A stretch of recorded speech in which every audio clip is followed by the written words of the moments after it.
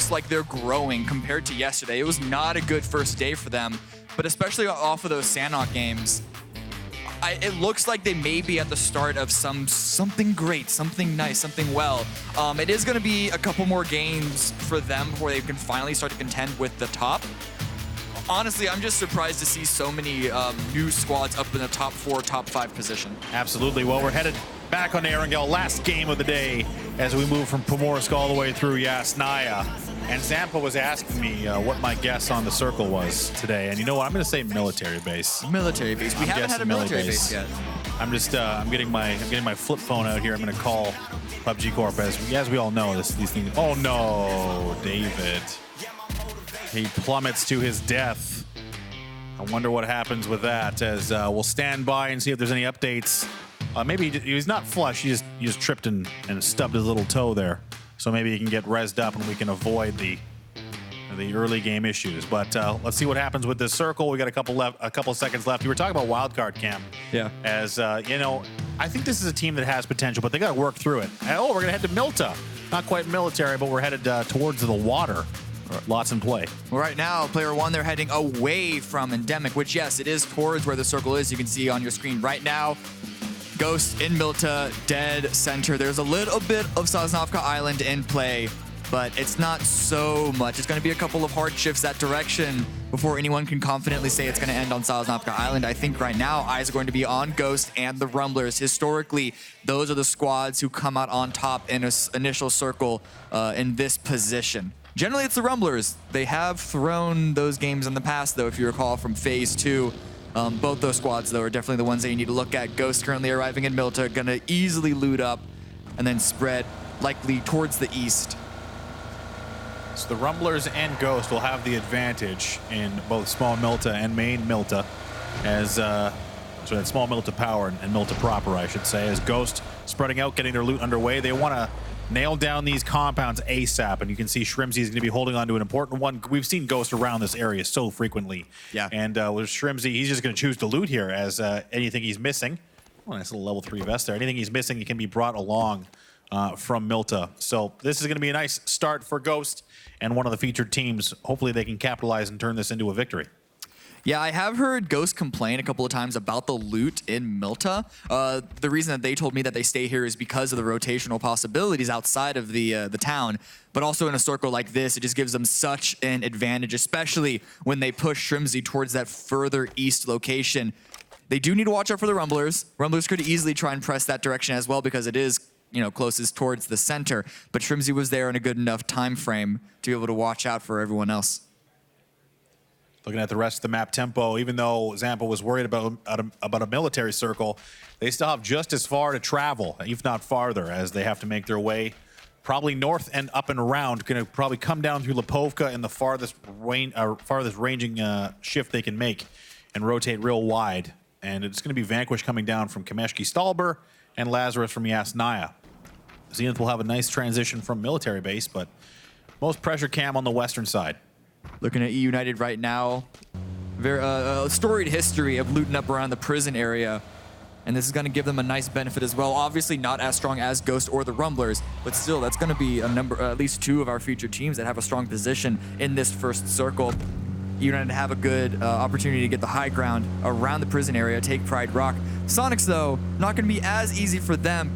Their loot area is just barely outside of the circle, and so they actually have a really good, really strong rotational timing to get inside before the traffic really starts to ramp up around this area.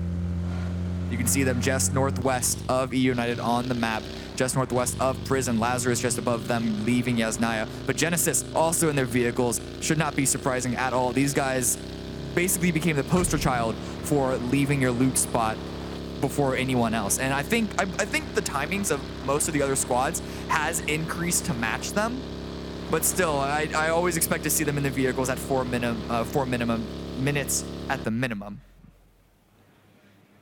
Try again. I got it in the end. I've heard that. So the Drassel machine is on the way, and he's firing away at Envy, and it's going to be Vegas going down, and oh, actually, he's going to get ran over. Does Interrogate. Actually, Envy has knocked each other a couple of times here, so they've done mostly damage to themselves. And now Drassel on the high side. He's jumping up, looking around, see if he can find any vision. Looks like the res is coming out. Bit of a tough start for Envy here, but they should be able to recover. I actually think the start is tougher for Ghost because they were spread out. Envy are at least able to get the revives on themselves, but Shrimsy and McCoy, they're crushing it immediately. Vegas is not going to be saved. He has already been flushed, but so has Intero. So it's going to be a 3v3, assuming the revives from Envy happen. You can see Pride there with 10 HP from the revive. Drassel still on the high ground, but Envy is pushing up onto his position. They want to flush him out before the teammates arrive. Oh, Drassel unleashes. He's got a bail. Smart play there from Drassel as he had a trap, but he was unable to spring it in time. And now all of Envy is just kind of looking around, seeing if they can find anybody, and they will find a shot from McCoy. At distance, McCoy is leaving the head out, but he's going to take Moody's down instead. Pride and Pat Cap's going to have to come up. He's safe, but it's going to be difficult to res with Drassel so close. And they are pressing the action. They want this. And now this is a very tough interior fight. It's a good hold by Pat Caps, but it's going to be a double push. Pat Caps finds Can he find the second? Shrimsy's very, very low. Pat's going to finish off Drassel first and then back away. This is not the start that Ghost wants with such an advantage in the circle, but Envy wants to wrest it away from them. McCoy is going to try and help out Shrimsy. They might be able to salvage this, but they've taken a ton of damage. Still 3v2. Cooked grenade, but the door is closed behind the Ghost player as they back off. It's going to be a 2v3 with the revive in Envy's favor. A polar opposite from what we saw from Envy's crash last game. Vegas going down, so critical. I think he just got a little bit too excited, jumped out a little early, got punished. And even though Envy had 2 players down, they now find themselves with the advantage. It's one of those little tiny mistakes that even though Vegas is a terrific player, you can't make at this level. And now it was so hectic, we can't really lay any blame. But going down there, not the case. So for Shrimsy, it's kind of an interior-exterior battle here.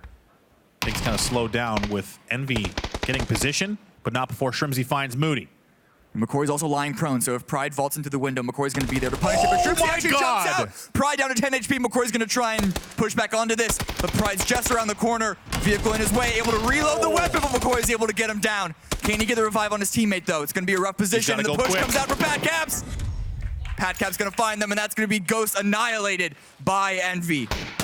Wow, just a very tough fight there. Ghost just can't keep it together as they will go down early with circle advantage.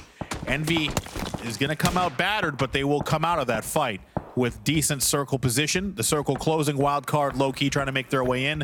Meanwhile, Genesis having lost H-Win, battling with Vanquish. A lot of teams, while we were watching that Ghost Envy fight, were coming in like a really big early game engagement, all trying to hit the east of Lumber Mill Hill. Everyone's trying to go for that position that the Rumblers and Ghost had priority on. And we've seen so many kills, a lot of teams scattered to the wind, down a player or two so early on, which is not what I expected from this engagement, but it's going to be what happens. Zampa gets another down onto K-Mine and a finish as well. So Genesis, coming off the back of another solid game, really punished this time around. And now it's been mostly Genesis being surrounded by teams. That the cluster of squads just outside Mill to Power has been very active. And one of those teams, or 2 of those teams, I should say, has been Lazarus and Sonics. Keenan has been taken down and finished off for Sonics. And I think Lazarus still has all 4. With the northern side still working itself out, man, Ghost really wants this game back. I can feel it already. As for Milta, that's where you want to be. And Envy's got a great position there on the south side. Lazarus right now, you can see Luke already hop into his vehicle. Both these squads are still in the circle, but do they want to really commit onto this fight because it's quite close towards the edge, and that's not a position you want to be in on Circle 2. Remember, the center of Circle 2 specifically is such a strong position to be in. You can already see Lazarus moving around, but Genesis, Nerf, still only 2 up, trying to make something of it, and Profi is able to punish Maluk, able to punish Tempo Storm in return, going to throw the nade out, try and finish that kill so he can focus elsewhere. But Vanquish, I believe, is them on the rocks above it. Going to be keeping him pinned down. Zampa making a play out. Now he's going to find himself in grenade range if Profi's got that strong arm. Zampa's going to try and get his out first, going to decide not to. Back away, try and find an angle with the SLR. Can see the barrel of the gun, knows exactly where Profi is, and just needs to wait as Profi trying to get full health. Now Zampa still wondering about the grenade. Random pot shot there, trying to find pay dirt. Profi out in the open, forced back inside. Zampa's got an interesting position here, but Profi wants to stay active. He's got no support, and neither does Zampa. Sharp shot trying to watch from one angle, and Profi getting picked apart. That's going to be Tetra. Sharp shot will get the last shot, and the finish. Profi down. This is a really rough position for both Genesis and Tempo Storm. Tempo find themselves in a position that they do not want to be in. In fact, Sharp Shot's spot is one that is routinely available to all these other teams surrounding them. That's why they want to clear out Genesis as quickly as possible so they can find an engagement elsewhere and get another stronger position. But Envy, we saw them batter away Ghost a couple of moments prior, but here comes Endemic, 2v4. They get the initial spray down onto Wolf. That's a very wide open position for Endemic. They were trying to sneak up on this house. Now this high angle shows, yeah, there is a ridge line they can use, but there's no hard cover at all. So it's all positioning here for Endemic. It's going to be Wolf getting finished off first. No res coming, and that's points going to be going to Envy as Moody will finish him off. And now it's going to be Player One Esports. They're coming to play as well. They're going to throw some grenades over, see if they can find pay dirt. A couple of nades from Endemic, though. Endemic are caught between two separate squads, and they need to find some way to open it up, preferably on the Player One side. But still, if they can take that building away from Envy, it could be a powerful position for them as well. I don't know if they know how many players of Envy are still up in that building. If they've been keeping track of the kill feed, they should know that it is very few. It's only 1 or 2. But it's still so hectic in the early game sometimes. There are so many people that you're trying to keep track of. Envy's turned this early engagement into 4 kills. Or sorry, excuse me, 5 kills, 4 of them coming from Ghost. And now they're just going to have to hang on. They might find themselves in a position to warp through the floor. I think what was... That's a visual bug on our end. Okay. Wildcard are all the way on the west side. They're nowhere near this engagement. Okay, all right, fair enough. Player One Esports. Player One Esports, chilling. They've kind of backed away. I think they do have a 2-2 split north-south. That might be a big benefit for them if they don't have any issues with the Rumblers who are on their doorstep. And we're going to see the circle shift once again. Only Nerf left standing for Genesis. So out of our top 4 teams, Genesis has 1 man left standing. Ghost has been eliminated. And now we are going to have the circle shift off the water all the way north. Sonic's feeling good. They lost a player themselves, but they have great circle position. Yeah, and they have the high ground here. That being said, the high ground is not the same high ground as what we've seen on Sanhok on Miramar. This particular position doesn't have the greatest sightlines. You can immediately see Tiggleton in his vehicle, the rest of Sonic's right behind him, going to be taking an area just below Lumber Mill. It's going to be a little tower. Yeah, it's going to be the Wizard Tower kind of plains and the rocks, which they can use for vision much better than what you said around Lumber Mill. It's also center. And virtually dead center, so it puts them in a good spot. The only downside is that it's all in one little building, so their area control isn't the strongest, but still, keeping 4 up into the late game, it's a really good call to make. Now the question is, can the Rumblers transition into a good endgame spot? Normally they'd be fighting with Ghost for their current real estate, but in this situation, it's going to be them and Player One Esports kind of hanging on to that spot that we normally see Ghost occupying. Here's Waldo looking towards Zenith there a little bit further to the south, with Vanquish on their flank. United also lost a player at some point. They're fighting with 3, so none of our featured teams fighting full strength, 15 up, 14 minutes in. Most teams are inside the circle right now. That early game fighting has lent itself to a little bit less, I guess, traffic in the circle right now. It's just Wildcard that we're waiting to get inside. And so this is going to be, it looks to be the start of a slower mid-game than what we're used to seeing. That is, if Ignatl can't get a good little engagement onto Lazarus, they're just shooting pot shots back and forth at each other. Pax is pulling the vehicle out, ready to move when they have to. Lobes is doing the calculated 5-point park job, as we often do in our garages. Lazarus is going 4v4, actually, from garage house to garage house. And this is kind of a narrow angle to fight upon, but I think this is going to be more of a joust as they try and get maybe a knock, but really hard to push or really do anything. Both of these teams are going to be hanging out, waiting for the next circle to close. Taking a look at the landscape, SSG's got tons of time and space on the northwestern side. Tempo Storm hanging on to their edge position. Nerf, the last man from Genesis, on his edge. But really, it's all about Sonics and E United with a little bit of a spice of Rumblers and Player One Esports in the center of the zone. A lot of people are around Milter right now. Roth with the good headshot on a Microfry. This is gonna, you know, put some more pressure onto Rumblers, but here Low CC is coming up to get the revive. But still, it's not a super strong Rumblers that we've seen just yet. A little bit of laughter in the players right now. It's freaking Tiggleton. All you can hear is Tiggleton just yelling. They're having a great time. I don't know if they're like, I don't know, breakdancing in their wizard hut. They're all together. They do know that they're playing like an official competitive match right now, right? Yeah, someone's, you know what? It's actually great to see a team just really not care and have a good time while being successful. I mean, yeah, that's what it's all about. It's a good second place for them that they're holding on to right now. So if it's working for them, keep working for them. We did see the circle shift away towards the northeast, away from Milta. And so now suddenly that's a lot of squads that need to move across this field, up that hill. Sonics are in a good spot. SSG have a priority timing to get a good spot in Lumberyard. E United as well could easily keep player one and the Rumblers out of the center of the circle. And now the lone player from Genesis and the two remaining from Tempo Storm, they actually were given a little bit of freedom as well. They don't have to move too far. They're not forced to take an early engagement. Vanquish right now, though, looking down onto Envy, trying to find something for themselves. Just hanging out. Tetra looking towards Envy, who's now made their way out. We've seen the circle shift. It's gone up into the north. Nerf is actually still hanging on. Maybe he can find himself placement points if he can survive long enough. Low key, they're trying their own thing, and that's transitioning in vehicles. Oh, and surprise, Crispier has his shack crashed and taken over by all four of Riot Squad.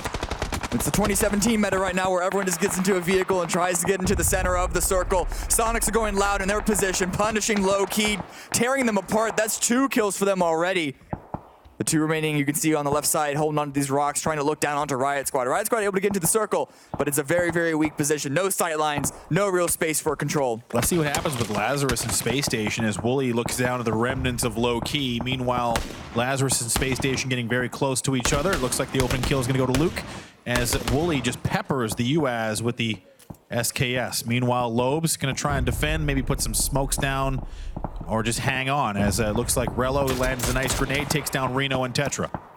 Loeb's gets a little bit of damage onto Riot Squad, but he's not tunnel fishing onto them. Very well aware of player one's position as well. Tony V from the bottom floor of this tower trying to output some pressure as well. The Lazarus are just on their doorsteps. Could easily crush into Space Station Gaming, but it's Riot Squad, the first ones up to be batted away. Loeb's, though, Low-Key Esports, they're not in a strong position. Only 2 remaining. But he has a good angle specifically on this squad. Fignaldo leaning out, looking to find an angle. Really, it's just trying to get those errant shots, and Nerf has been found by Moody, of all people. Envy actually rotated all the way to Small Milta, and Nerf's game will end, as will Genesis's run in this round. And now Riot Squad's gonna have to make a smoke line and make their way towards Low Key, as the circle is now getting closer and closer. They're in the zone, but they can't stay where they're at. Their grenades are now gonna come out to try and defend this push. Cherry Poppins still looking towards E United. They haven't had to move too far, but now they've got Rumblers in their midst. It's compound v compound battle. You can see how close on the minimap that Cherry Poppins' teammates are towards E United. If Cherry can get an opening, that's the rest of Rumblers' opportunity to push into this compound. 2 houses right next to each other. I can't quote the rest of Shakespeare, but you get the point. Lowe's does go down. Balefrost does get a knock onto them. No push coming. They really can't do much. It's just going to be trading knocks, trying to make something happen. Another res is going to come. They're going to try and protect that stairwell, but Waldo is going to get up, and here comes the return grenade, maybe, as we see Endemic go down and out. That's going to be Rello, the last man standing, finished off by VZ, and the circle is going to go all the way north. Space Station has a ton of time and space now, and they can rotate center, but they have to be cautious. They don't know if anyone's come up that way. Tempo Storm probably feeling the same idea, as Zenith is going to come off the crates, or sorry, out of the yellows. And they're actually yellow again, which is great, because now they're blue. Yeah, they're still yellow here for at least till the end of the phase. But nonetheless, E United and Rumblers, if they didn't want to engage earlier, they need to engage now, because neither of these buildings is inside the circle. They need to take this fight. But you can see Zenith just barely peeking in on the minimap. They're going to be aware of this engagement as well. Packeps, though, drops down Kendo. NV, they have a long way to travel for themselves. They have a UAZ, but it's already smoking, so it may not be the safest play. And that's why they're trying to go for the damage, trying to go for the headshots, the knocks, potential kills while they can. But time is running out, and they're just going to get into the vehicle and make their way away while they can. I say that, they're kind of teasing it. Not exactly committing or not. There we go. Pat Caps is going to back out while Moody's holding cover, trying to keep the knocks on to Zenith. It's going to be a lumber mill finish, and these things are always interesting as there's just so much cover, so much trees. It's a difficult area to maintain, and really for Moody, they're in the blue and they've got a lot of eyes looking their way. They have the compound containing the Rumblers as well as E United, but guess what? They're out of the zone as well. So now this fight between E United and Rumblers is going to have to be resolved one way or the other. And now Sharu and the squad looking out towards Moody, trying to pick up as many kills as they can. Rumblers trying to time a grenade, going to throw one right at the door there, probably trying to blow that off, maybe set themselves up with more utility usage, but they've got to make a play. And now it's going to be Balefrost going down to Roth uphill. Nice headshot there with the bolt action. Now there is Taylor J. He was able to make his way up this hill and has a nice sightline. Even if the rest of E United can't come in, he can still assist them to try and get a couple of kills onto the Rumblers. But you can see how complicated this terrain is right now. The sightlines aren't super available for Taylor J. and the rest of E United. The Rumblers, if they have a couple of smokes, they could push up, use the trees, use the rocks to get inside the circle. They're pushing as 4, but the blue is at their back and they need to go now. Moody, though, the last remaining player from Team Envy. We saw Pat Caps go up in flames in the vehicle. That's why they didn't put both inside. But he's forced to run across the road, run directly into the really damaged, bleeding out E United. Well, Sharu was unforced going down to the blue. He was maxing his boost, but he maybe was waiting to get gear or meds from Bale, who was in the down state. But now Sharu is going to try and fight and fire into the Moody? back of Rumblers, but he's going to get taken down. Steal it! Ran over as Moody's going to grab the vehicle, make his last-ditch effort, and he's probably going to go down to the blue. That's it for Moody. So he gets a point out of it. That's a nice effort there for Moody. He gets a point and denies his own. That's basically all you can expect at that position, but they are going to be out very early on. Tempo Storm is also removed in 10th place, and the Rumblers, a little bit of space now open up around them, but D-Treats is there immediately to try and punish that. They weren't prepared for the fights from the west side, and Waldo's taken down very low. He's actually taken down to the floor now. It's all up to Cherry Poppins and Los to try and turn this back into their favor. They need to get that flush just to get 1 point. There's Los going to find his kill, and Cherry Poppins has got one. Sorry, it's Cherry Poppin the finish there as it's going to be Sonics getting eliminated on the edge of the zone as Riot Squad finishes them off, but Space Station Gaming's got the benefit of this next zone.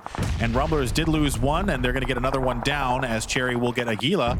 As Player One Esports goes down in 8th, and things are getting pretty hectic here. Space Station Gaming find themselves a great compound hold. Lazarus full strength, but they do have one down. And meanwhile, Taylor J, the last man from United, trying to snake his way in. He's got to get there quickly before Zenith spot him. But then again, where can he go? Rumblers right now, they did lose a player, but they're able to get a revive onto Waldo, still remaining as 3. 3 up into the late game is not as good as 4, but it's still better than nothing. But Taylor J hiding behind a tree, prone down. He knows that Rumblers are just at his back, and so he's hoping that the pressure from Zenith, from SSG, is enough to keep them away from his position, and he can try and farm out placement points until the late game where he can maybe get a 1v2, 1v1 engagement. Lazarus did get the res. They did lose a player. I think it was Purdy got finished off. As Lazarus tries to recoup, they did take a ton of pressure. Looks like all the players kind of low health. SSG going to wind up another grenade as Valiate, as it's been SSG, I imagine, doing all the damage. Another nade lands next to Civ. You know he's deaf, trying to find himself some time to med. As Valiate, always on these wide flanks. I would love to know what SSG could do if Valiate, maybe they'd lose some of their swagger, but it always seems like Valiate is off trying to make that hero play. Sometimes it makes a lot of sense, sometimes they get a lot of benefit, but sometimes they lose them for free, and you wonder if Space Station Gaming might be better off if they play a little bit closer together sometimes. Well, it depends on the situation. Right now, I think Valiate holding that position, trying to at least give a little bit of control in the really hard to control lumber area is good to keep SSG, some spacing around them. But nonetheless, looking back onto Zenith, onto Kendo, or Leda, actually, the one remaining player from Riot Squad, is going to be flanking around into the Rumblers. They're not aware of his position. He gets a nice spray down. He's going to get the final point as well, and actually able to hide, break the line of sight before he's then traded, and he's going to run away. He gets a point, and he's backing off. Nice play. Here come the grenades. One over from Rumblers. Leda, well timed. Bounces once close to Waldo, enough to do damage, not enough to get the down. Low stepping over, looking for info. Leda has been like a guerrilla warfare artist out here. He's got 5 kills, 8 total on the Riot Squad. as now SSG is going to get the benefit. They're going to hold on to their zone. Valiant still out in the flank position. Wildcard, they've got a little bit of space on the northern side, but Zenith is downhill and they're out of the harm's way as SSG only 1 kill. Great position, lots of time. Not a lot of points so far. Well, they never really had a good position to get a lot of kills until now anyway. They came in late with the circle, and the circle swung up towards their direction, but everyone else was already on the southern side of the lumberyard, so they were not in position to get kills, but they were in position to get a position. And hopefully this is going to swing kills in their direction. I'm hoping for at least 5 for them if they can get the win. Likely more. But first, they're ready to take on Wildcard, who have to push in from the northwest. Spot them out. Already know they're in the Wizard Tower, but Lazarus in the Wizard Tower of their own. Hanging on for a little while as the circle continues to close. Lazarus a bit battered, but they've got a couple of kills to show for it. Okay day for Lazarus so far. A lot of top 5 finishes. No wins just yet. Well, And looks like, yeah, it's going to be Los HD. Walter Jr. with the 249 gets him down. And Late has been spotted. He hangs on, though, Cameron. just barely hanging on for dear life. He's trying to find some point, but Valiant, he heard that engagement and he's pressing forward, but he's not overcommitting on it. He gets the down, doesn't get the finish, and he's backing off. He knows that Lazarus are in a rough position because they're not in the circle, but even just his existence, he just reminds them that he's there. He doesn't have to get any points onto them, but it keeps Lazarus in a really, really awful position. Taylor J, though, he's just lying pretty. I think he'd rather the points, Cam. I think Valiant would rather have the points than knowing that they're there. But Valiant will get naded. See, I mean, effective flank, but now he's not in a position to be helped at all. So it looks like Valiant is going to go down. Was not able to gain the team any points, but he did do some emotional damage, which unfortunately does not count for anything here in the NPL. Hetro on top of the building. He's got, a wide open target in Alo, and now another wide open target in Luke. And now Hetro is opening up. It hasn't been the best day for the big man, but he's looking for more as Alo is going to go down to the zone. Luke 12's got to press forward. Unciv in the prone position, just trying to keep his head out of harm's way as SSG now with 3 kills, 3 up. Circle does swing in their direction. And because Wildcard and Lazarus attacked at the same time, they were unable to completely hold out one or the other. But they still have a compound. And Hetro on the roof of that building still gives them the high ground advantage. He doesn't need to make sure he doesn't limit himself, but they're pushing As3 onto Lazarus. Gonna be flushing out the Lazarus squad. Luke does get one down, but SSG annihilate them. Wildcard, though, they hear that engagement. Nades already coming out from Pentalo. Well placed, but out of harm's way. Well executed by SSG. 2 more points in the tank. Baja trying to defend. Wildcard wants to press this. They have 4 and full strength. Taylor J is there. He's got the nade in hand. He's holding it so long. Well cooked, bounces close. J-Sank stays down the sights, but cannot get Taylor down, and he's going to slink away, having done some damage. And still holding on to E United. I got to say, wow. I mean, E United, they're in the top 5 once again. 3 kills. Would have liked to have more kills on their end, but he is still grinding out those placement points. The question is, will there be an opportunity for him to get even more kills off of this fight between SSG and Wildcard and the eventual third party from Zenith? Baja, though, peeking around the side. Wildcard do have the man advantage. Only 2 kills, but they still have 4 up in the top 4 teams remaining. Smoke's out. I don't know if that's from SSG or from Wildcard. I'm assuming SSG, and actually they're swinging down and away. Taylor J, he made himself known, and now they're going to push out the final snake. It's always important to push out the final snake as Taylor J is in the prone position. 3v1. Looks like it should be relatively easy work here for SSG unless Taylor gets the surprise shot. Hetro down, J-Sank steps up. Can't find him, going for the flush. Taylor J, he's done so well. He wants that last point. Another spray onto J-Sank, lots of damage. The body block from Hetro. He will get the point. The shots come out and SSG will finish him off, but they pay a price. They've taken a ton of damage, but they've gotten very far into the round. They've got 6 kills to show. Yeah. Unfortunately, they did lose Hetro, and this does give a good opportunity for Wildcard to push forward. They heard that engagement, and it was a smart engagement for SSG to take. They basically were forced to give this positioning control towards Wildcard. But now that the Taylor J is out of the picture. Final zone, by the way, already closing. The smokes come out. Maybe a bit of a distraction there from Baja Waka. They want to put a smoke next to Wildcard, give them pause to see if anyone appears. Smart play there from Baja. Meanwhile, Zenith, they've been prone this whole time. Well, at least they've been around and quiet, not choosing to engage. They've got 7 kills, so it hasn't been a totally quiet round for them. Kendo's got 3. Walt Jr. still looking for his first. And now it's the final zone. No one's got center control. Wildcard's got the numbers. Smoke's out. SSG, you can see that they know that Zenith are in the northeast of the circle. They know that Wildcard have maximum of 4 players, and there are still 2 left to be accounted for. Kendo and Walt Jr. lying prone, waiting for someone to peek onto them. But the grenades are being readied once again by Wildcard, throwing out blinding, grenade fishing, not finding any kills on them just yet. But they know they have the high ground. They know they have the man advantage. If they can hit their shots, this should be an easy win for Wildcard. We'll see. Nothing's easy in this game, especially when there's so many factors in play. Baja inching up on the other side of the zone with Kendo holding the edge. J-Sank doing the same for SSG. Wildcard, their smoke's now dissipating. They've got a few extra fresh ones down. They're using them for cover. The high side silhouette might be an issue for this team if they're spotted. Walt Jr. lets loose with the 249. That is the equalizer for Zenith. No damage, no kills. Maybe a couple of shots landed. And the mollies land closer and closer. Kendo finds one. He gets one down. SSG trades, however. And the quick flush. Walt Jr. now still looking for that last kill. The Bushman, the prone guy, the 249, the wild spray. Just trying to find anything. He gets pented down. He's out into the blue. And just like that, Walt Jr.'s got to stand up. And Wildcard has got this thing almost locked all the way up. Unless Walt Jr.'s got a miracle up his sleeve. He's going to have to go for the med. He can't decide what to do. He cancels it all. He's rotating around. He's back into the smoke. And the Bush Ninja finds a little bit of a reprieve. They're spraying. Walt is crawling. And he has the M249. There's enough bullets in that thing. He can't get a single down, though. It's going to be kickstart. And Wildcard do win this out. It's only 5 kills, but they're able to take the win. A much-needed collection of points for a team that started off the day in a not very strong position. 15 points for them. Well executed. They kept their strength, and they used their advantage. Walt Jr. with the 249, the ghillie suit, the pan, the helmet.